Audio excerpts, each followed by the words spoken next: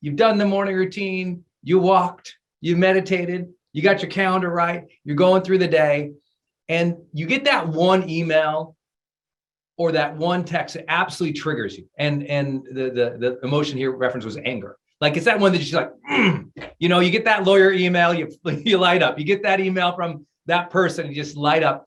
In that, right, that moment of like, you know, you're pissed, that angry, like something just triggers you. Walk us through kind of on your greatest days, how you would handle it, on your worst days, how you would handle it. Yeah. So what's interesting is I've been doing this therapy. I will tell it to anyone and everyone. It's called internal family systems. And the idea is that I am self, and I am the observer of parts that present themselves to me, that believe themselves to be there to help me. And they don't realize, so anger or anxiety or fear, they don't realize that they have a negative attribution in the world. They just think that they're there to help. And the role that I end up having in that triggered moment is to sit down and appreciate that I am not angry. I am the observer of my anger, which maybe sounds woo-woo, but I'm telling you to say I am not angry, but I, as Dave, am the witness to my anger presenting itself. And now I am going to engage in a conversation with that anger. I actually try to make my anger into a caricatured avatar of a person and sit with it and say, why are you here?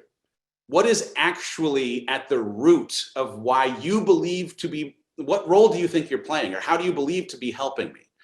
And if I'm able to like pull on the thread with enough rope, and by the way, this though, it takes, like I gotta take I'm gonna take 10, I'm gonna go walk outside, I'm gonna find a space, and I'm gonna try to, in that space that's separate from my every other thing that's happening in life, have this conversation. What role do you believe to be playing? And with enough dialogue, I can actually understand, oh, this is a trigger that comes from a way that I was disrespected when I was this age with that person. Is this actually what's happening here? Or is this just something that is reminding me of an echo from 20 years ago? And if the answer is, yep, it's just that echo, then I can say, oh, okay, that's not what's happening here. Hold on, let me redirect to this as the possible way for me to move forward. It doesn't mean that, by the way, that anger might still, I mean, like it could be justified. There could be reason for it to exist, but rather than acting on it without getting to ask it a few questions, asking a few questions ends up usually giving me a little more clarity on how to best approach solving why it believes to be there. I love that externalization of it, of placing it a little bit outside of ourselves, just in the sense of like, okay, I feel it, but this is here. And I love that question you asked. You guys, I hope you took a note on that, is why are you here? Yeah. Okay, anger, you're here. I feel you. What's up? Why are you here? What is that thing that caused you to be here? What's your hope? What's your intention? You know, what is the thing that you want me to do next? And then having a good debate with that. So, because sometimes that's not the thing that should win. Yeah, that's really, really good. Tina, let's get to a question. Thank you so much, Dave. I really appreciate it. My question was, in a situation where you've always been listening to others and doing what they are, basically people pleasing, for 35 years of my life now, how do you figure out what your core values are? You know that you stand for something, but you don't know what those, how do you put that into words? Yeah, like the things that I would say more than anything are where I would start with your like, for me, I started with, what is the intention of my creator? I really believe that I have been placed on this planet with very specific design, that I've been given a certain set of skills, that I have a certain number of talents and gifts.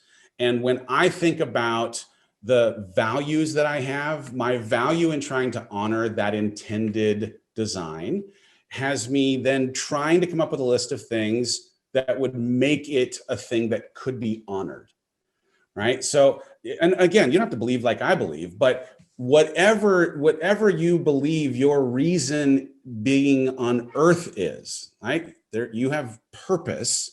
You have a very, like, you have only had your life experience. You are the only person on this planet who has exactly the set of skills that you have. So what values might you create to allow those things to have maximum impact? What values might you need to have to allow those things to tap into your personal passions? What values might you need to have to allow those things to be fully allowed an opportunity for mastery, right? Like where you might develop some of the skills that you know you have that you want to just dive even deeper on. That's, you know, like, but I will say this too, like my values have changed as seasonal times in life have changed. And so you spoke of having a child who's sleeping, God bless, right? So your values in this season likely also are looking through the lens of you as a parent. If you're in a relationship, it might also include that, right? So I would just make a list of, if you can almost reverse engineer some of the stuff that we did. I'd make a list of your essentials and see if maybe there's something that comes out of your essentials that now is informing a little bit of your values. Because you know, like, what do you believe is essential in your life? Like providing and caring for your child, I'm going to guess is one of them. Preserving their sleep certainly feels like one. But I would truly, though, I would go back and just ask this question. You're on this planet for a reason. What is that reason? Why are you here? Right? Like you want to matter in some way, and you do. But how do you, in mattering, allow the values that you have to actualize your purpose? And I would just like start there. And maybe it's that you have to like pull some strings inside of curiosities that you have just to see like what you have passion for. I hope that helps. Really does. Number Thank one, you. I would say this. You have values. So like like first thing you have to know is like, I know they're there. I just have to do a little bit of work to try and dive into how I can take what I know exists and bring it to the light. Knowing that it's there, you're going to just now be scanning the horizon for the evidence that's going to lead you to actually being able to zero in on it, and you'll get it.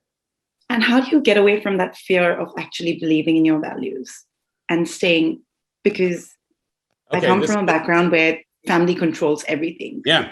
So any fear that you have around that is about storytelling that has been put on you, programming that has been put on you by other people. So what I do is I ask, who is the storyteller?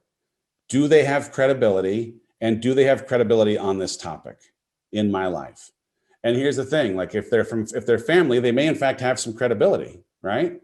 But are they credible as people who should tell you how you ought to live your life because of their beliefs? A lot of times I've been able to free myself from the things that were programmed inside of me by realizing that while they may be well-intended, they may in fact be storytelling their fear wrapped in love, that their opinion or perspective doesn't have any kind of application in my life because of the context. They're thinking about their life in their context, not my life in mine. So I can respect that. Thank you very much for your concern, and I can be free from it. Thank you very much for your concern. Thank you so much. How do we handle one-sided friendships where it seems like they don't care about my stories or my life? This is going to sound very hard to hear, but when someone tells you how they feel about you, believe them. Yeah. And so I think, unfortunately, and I trust me, I have myself been on the other side of not knowing why I keep asking, when are we going to hang out? Hey, do you want to come over? Then I'd start to like sweeten the pot, like, hey, the hot tub's fixed, or hey, like, right? And right. And when you realize that, oh wow, the last 5 exchanges were ones that I initiated, that I was trying to, but it's never been reciprocated. That person is telling you very clearly that they don't value your friendship the way that you might, and you need to listen to that. And not even like, frankly, like I used to take it so personally, and I really, what I said, friends come into my life in seasons. And if they're there at a certain time, they're there for a certain reason. And when that relationship ends, I still get to hold on to and have appreciation for all that it was while it was there. This can be your day for personal growth. This can be that day you committed to and you remember and you go, that was the day I got myself a community. I got better coaches. I committed to making my life the absolute best that I could. This is that day. Make today your growth day. Click the button on this page and sign up right now.